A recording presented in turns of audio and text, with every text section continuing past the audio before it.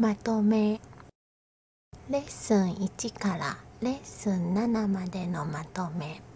私はふんふんです。会社員。私は会社員です。八百屋。私は八百屋です。芸術家。私は芸術家です。先生。私は先生です。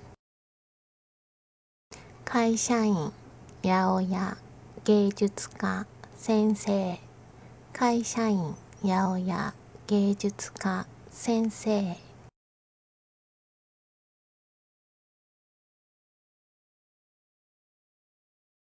職業。職業は先生です。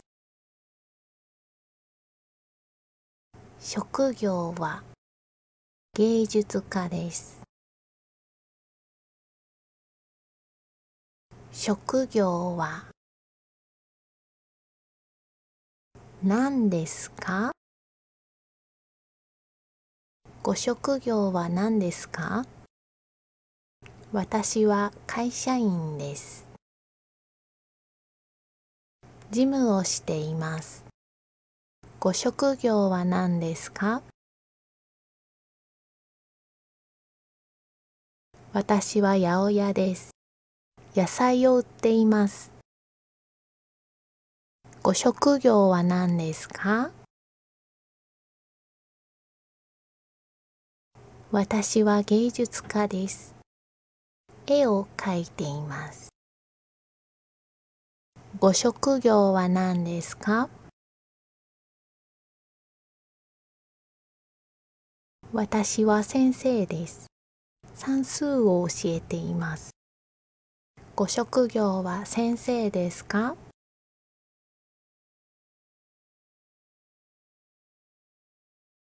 いいえ、私は先生じゃありません。私は会社員です。ご職業はマジシャンですか？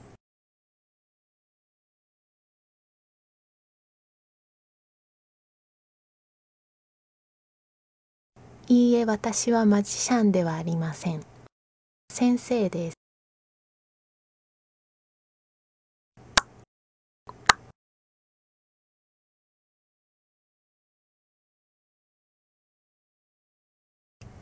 はい、どちら様ですか？はい、どなたですか？こんにちは、どうしますかです。どんなご用件ですか？私は会社員です。動詞を売っています。動詞ください。待って、待って、どうしますかさん。これは何？はあ、これは動詞。どうしますかさん。ありがとう。今日はここまで。またね。